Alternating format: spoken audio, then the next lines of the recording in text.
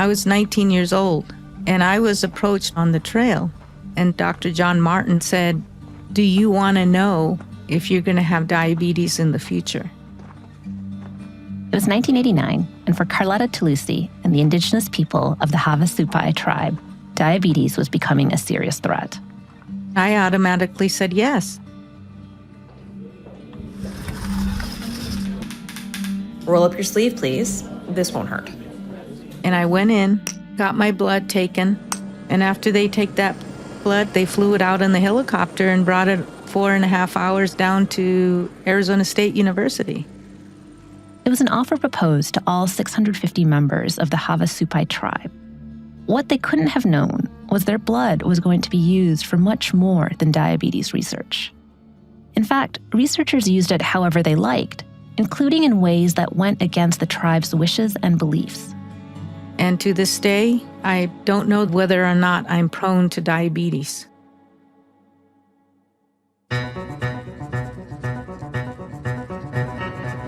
I'm Shalene Gupta, and this is Trustonomy, an original podcast from OneTrust.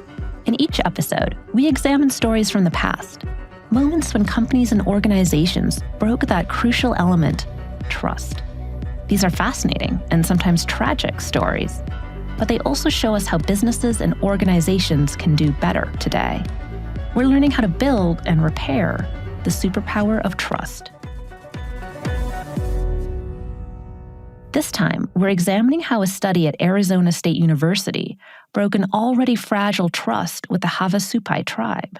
Biological data is the most private and personal information you can collect. And getting proper consent and protecting privacy is especially important when we're talking about marginalized groups with cultural beliefs different than your own. I think cultural beliefs are actually super important foundation for how you build your privacy program and how you build consent. That is Linda Tiilova. We'll hear more from her later. But first, who are the Havasupai? The rocks surround my village. They are over 1,000 feet, and the upper layer is white mesa. So when the sun comes up, it hits the mesa, and it comes down slowly and lights up the village. Carletta Tilousi is a member of the Havasupai tribe. Kamyuche, Nyasivia, Carletta Tilousi exitke, Nyachapsua liunia, Hangebain Guauma, Me Evjaha me Kamyuchinyamya. She said, "My name is Carletta Tilousi. I'm from Havasu Canyon, and the story I share with you today hopefully makes an imprint on your memory." Carletta's village is located on the west side of the Grand Canyon. It is incredibly remote. People can only arrive by helicopter, horseback, or a long hike in. But it's worth the trek. In fact, her land is famous for its incredible turquoise waterfalls. We are known for our beautiful waterfalls that runs through our canyon. Our water eventually turns into the color blue-green, and that is what we are named after. Havasupai means people of the blue-green water. More than 300 tribal members still live on the reserve in the canyon today. In pre-colonial times, the tribe roamed a vast area of 1.6 million acres, about the size of Delaware. They hunted game and thrived by growing corn, melons, squash, and beans. But that prosperity came to a halt when pioneers discovered silver on their land. In the late 19th century, President Chester Arthur claimed the vast majority of the Havasupai's land for the American public. Settlers arrived, game was depleted, and smallpox and measles ravaged the Havasupai. Then, in 1903, Theodore Roosevelt saw the Grand Canyon for the first time and felt that it was important to preserve this area and made a government action to make it a Grand Canyon National Park, which caused the livelihood and the cycle of my people to change drastically. Within a few years, the tribe was forced off of their land and moved to an area in the canyon much smaller than their original territory. And the lack of agricultural and hunting land had a very concrete impact on their health. people's lifestyle and diet changed drastically. And that's how we became prevalent to diabetes. By the late 1980s, more than 50% of Havasupai adults were suffering from type 2 diabetes. To put that in perspective, the U.S. national average at that time was only 5%. Diabetes was now an epidemic for the Havasupai. And its impact on the community was serious. Kidney failure is a common outcome of diabetes. If that happens, a patient requires dialysis several times a week to remove fluid and waste from their blood. Carletta's village doesn't have the capacity to run a dialysis clinic. So when people develop diabetes, they're often forced to leave the reserve. When Carletta's stepmom was diagnosed with diabetes, she was forced to leave too. Leaving her home, leaving her gardens, leaving all her friends, and moving into another community, I believe, was the hardest for her. And she passed away in 2001. Diabetes has increased over the years. I think 2023, there's a lot of us that are battling with it right now. Diabetes was already an issue among the Havasupai in the 1960s, when Dr. John Martin, a professor at Arizona State University, developed a good relationship with the tribe. But it wasn't until 1989 that tribal leaders asked him what could be done about the health crisis. Martin suspected their diabetes was caused by a combination of diet and genetics. So he asked genetics professor Therese Marco to work with him on the study. The first step was to collect blood samples. But Dr. Marco wanted to use the Havasupai's blood samples to conduct other research as well, so she applied for funding. Marco decided to write her own grants without the knowledge of Dr. John Martin. And that's where the whole process crumbled beneath them. From 1990 to 1992, hundreds of Havasupai people gave their blood to researchers at Arizona State University. Soon after, it became clear to Dr. Martin that diabetes was spreading too quickly in the Havasupai population to be caused by genetics. The rationale for all those blood samples was gone. That might have been the end of the story. But then, in 2003, during Carletta's last semester of college at Northern Arizona University, I saw Dr. John Martin walking on campus, and he goes, "Oh, by the way, there's a dissertation that you might be interested in listening to, and it's about Havasupai blood samples being utilized for a study." And I said, "Okay, well, I'll be there." When Carletta arrived, the lecture hall was packed, and a PhD student was already speaking. The student was studying the DNA structure of an African community and compared it with the Havasupai DNA structure, and then also compared it with a primate. Carletta didn't understand the technical aspects of the study, but she quickly figured out that it had nothing to do with diabetes. When the student finished his presentation, there was a question period. And I asked if he had received permission from the tribe and also permission from the individuals to do this study. And he said no. And they ended the dissertation and asked me to go with them into a separate room. And that's when Carletta met Dr. Marco for the first time. There was a lot of tension in the air. There was a lot of back and forth about consent forms, and Marco and Martin were yelling at each other at some point. And I called the leader of my tribe and I said, "I think there's an issue here that you really need to know." A subsequent investigation determined that the Havasupai blood samples had in fact been used by Arizona State University and other institutions for 24 research projects, none of which had anything to do with diabetes. These included studies on schizophrenia and inbreeding, very taboo subjects for the Havasupai. But perhaps the greatest betrayal here was that research had been conducted into the tribe's origins. Their blood samples were used to argue that their ancestors had migrated from Asia by walking across the Bering Sea land bridge. We were taught that we were created in northern Arizona, on the rims of the Grand Canyon. And so that study in particular affected our minds, really, our main existence of who we are. And that goes against our own creation stories. And as the report was being read, you can hear weeping in the room, weeping from our tribal leaders, weeping from our elders. They felt so violated. What had begun as an earnest examination of the Havasupai's diabetes, which was itself the result of colonial theft and betrayal, had led to yet another betrayal. The more I found out, I felt like I was a specimen. And I still feel like I'm a specimen. Carletta had given her own blood to the researchers and agreed to participate in the diabetes study, but she never signed a consent form. Some members of the tribe did sign a consent form, but it was incredibly broad. It claimed the blood could be used to, quote, study the causes of behavioral/medical disorders.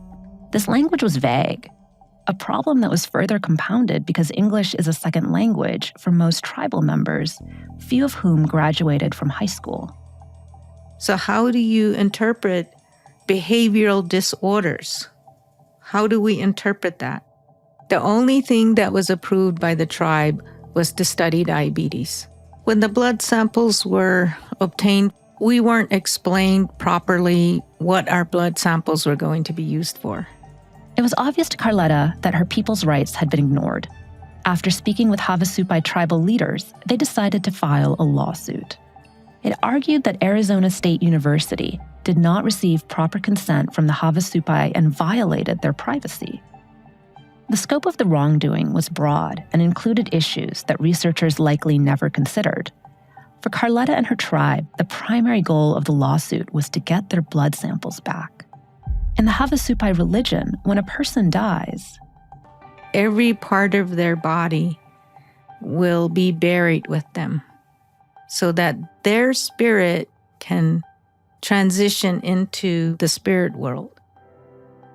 If part of their body is here, in this world, in a lab, our belief says that their soul will never rest. So our lawsuit was not revolved around money. The people that had gave blood who had deceased, we tried to make them whole again. And it wasn't easy.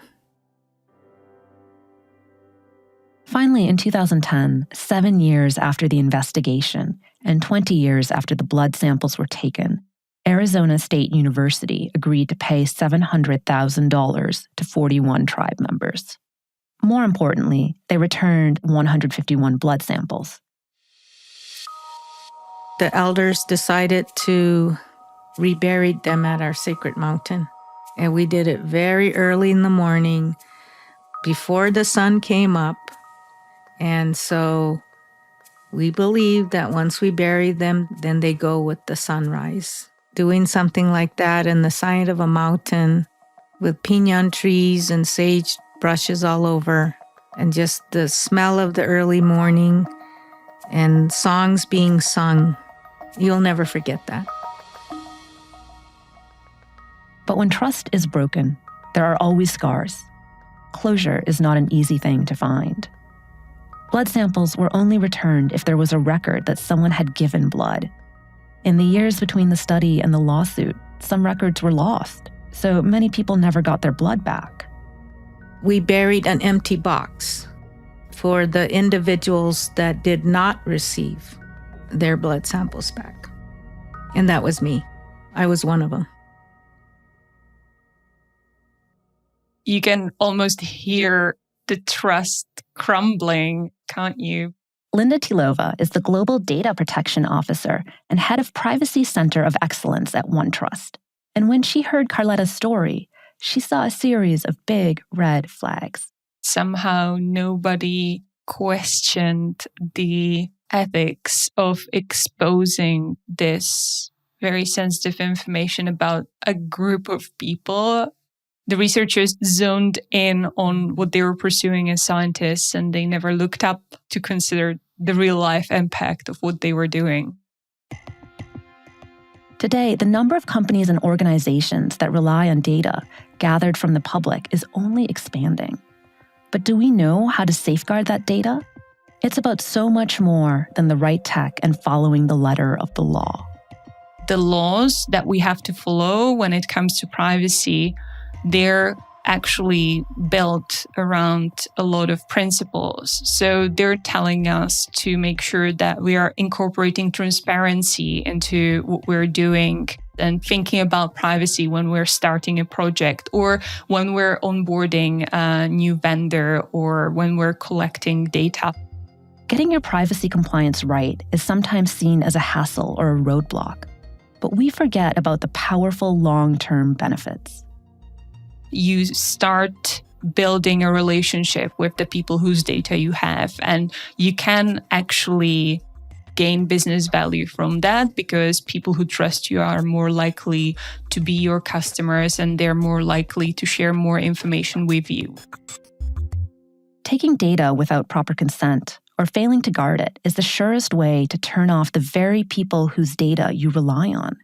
And that's especially true with biological data, like the Havasupai's blood samples. That is the type of information which is so unique to you. If somebody steals your password, well, yeah, you can get a new one, but what are you going to do if they misuse your blood samples? The work Linda's describing really begins and ends with consent. But consent on its own isn't enough. It has to be informed consent. Does the customer, or in this case, a research participant, understand what they're handing over? The bar for consent is even higher when we're talking about biodata like blood samples. In some cases, the researchers at Arizona State University were relying on oral consent. Many Havasupai, including Carletta, say they weren't given a written consent form at all. And if your business does that, you are tainting your project right out of the gate. The fact that the ASU researchers used oral consent, that just gives me privacy compliance goosebumps because the burden rests on you to prove that you have ticked all the boxes in informing the person. You are more likely than not processing the data lawfully. So that is very dangerous because suddenly you have this large poison data set that you might actually rely on, for example, for those research purposes. Those who did receive a written consent form signed something incredibly broad. As we heard earlier, the consent form said that the blood samples could be used to study the causes of behavioral/medical disorders. It gave ASU researchers carte blanche to study almost anything they wanted. But real consent requires transparency, and it requires you to be specific.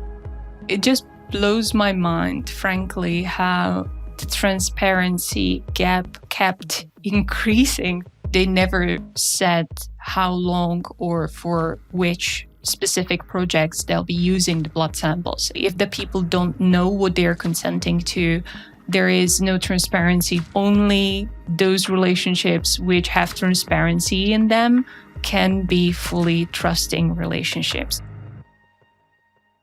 We're starting to see that consent isn't cut and dry. It's something you have to proactively design and build. And that means meeting subjects where they are. In the case of the Havasupai, written consent forms in English may have been inadequate because English is a second language for many tribal members. Which is something I can heavily relate to. Scientific language expects quite a high tier of understanding, and that's something that is not a given for non-English speaker and maybe someone who isn't university educated. So you have to go the extra mile to bridge that gap and to present it in a very comprehensible manner. This doesn't just apply to extreme cases like gathering blood from a historically disadvantaged tribe. Every business should customize consent communication to all different groups they interact with. I think that's one thing that businesses get wrong. They have this sort of template language, and it just can't be copy-pasted across all relationships and all use cases. Additionally, consent often requires multiple check-ins, especially if the parameters of your work change over time. Companies can assume one piece of text or communication is enough to create transparency and to inform the typical person of what they need to know to get consent. It's never enough for sensitive type of data to just have one touch point. If the researchers at Arizona State had taken consent more seriously, they may have avoided a related problem: violations to the Havasupai's privacy. Their blood samples were used to produce studies on incest and schizophrenia, sensitive and stigmatizing topics. Researchers likely thought because no names were attached to these studies, they had taken sufficient measures to protect individual tribal members from negative associations and anonymize the Havasupai's personal data. But it wasn't enough. If you don't have a good understanding of which subset of your data actually qualifies as personal data, you're in trouble. It's not enough to consider individual identifiers. You also need to consider indirect or group identifiers. Remember, every blood sample was drawn from a single indigenous tribe with a population of less than 1,000. If a group is so small, then the data, it is, according to more and more laws globally, almost being considered personally identifying information. And so even though they never really shared specific identifiers like people's names, the fact that you are a tribe member means that it's very easy to pin all of the research findings onto you.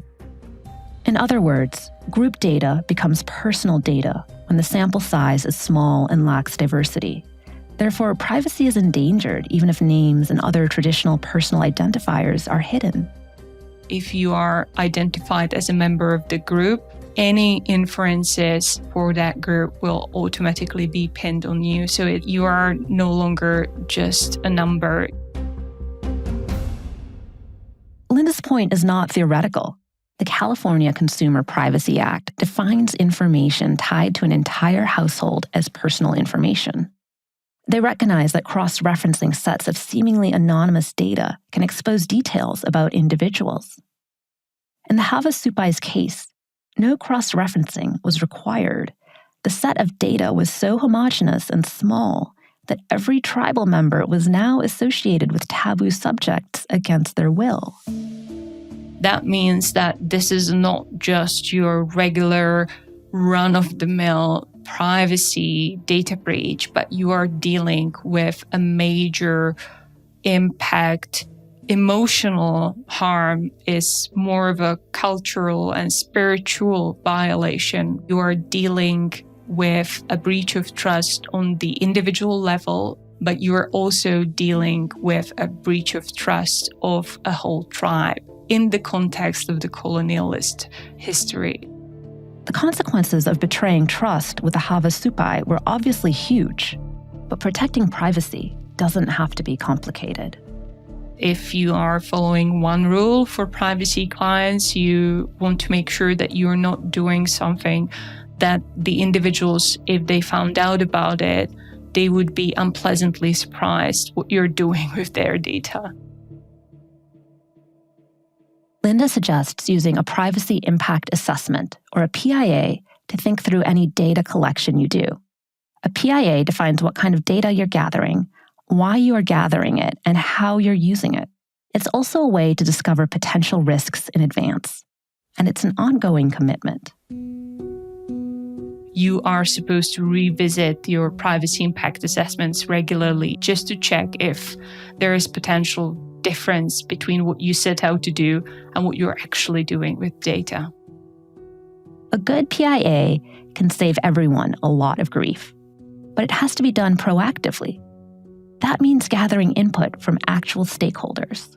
In this case, the PIA would require you to have somebody like a representative of the Havasupai tribe actually read the project outline and confirm throughout the PIA process that they actually understand the consent the same way you understand it. You need that diversity because otherwise you're blind to those weak spots. What Linda's describing when she talks about the importance of informed consent and privacy is really a kind of caretaking. You do not, as a business, own someone else's data. People own their own data. You've only been entrusted with it. Businesses are basically stewards for the data. They have obligations that they need to comply with, and the people as the owners are the ones who should be reaping benefits from their data usage, from them giving away the data, enabling the businesses to use it. Around the world, laws have begun to reflect that attitude. But building consent and privacy into data collection is about much more than legal compliance. Having a high bar for privacy and consent in a company means that you are able, as a business, to really build trust. So it could be you get more data from them, could be you get longer relationships with them. But the bottom line is you are building meaningful relationships with the people whose data you have. When the Havasupai settled their lawsuit with ASU, the New York Times reported that it was the first time individuals had been paid for the misuse of their DNA. The value of personal data is changing, so being a trustworthy steward of that data is more important than ever. Carletta and her tribe have shown that people are rightfully starting to demand it. We don't want other Indigenous groups to go through what we went through and the distrust that we had to go through. But also it united my family. It united my community to be strong together and have one voice. Informed consent and privacy are the pillars of data stewardship. The story of the Havasupai teaches us that you need to explicitly state what data you're collecting, how it's being used, and confirm that both are understood by everyone involved. You also need to consult with data stakeholders to ensure you don't have any privacy blind spots. As we just heard, what constitutes personal data and a breach of privacy can be more complicated than you think. But when you prioritize consent and privacy, you build trust with stakeholders, gather better information, safeguard your company, and most importantly, protect those who gave you their data.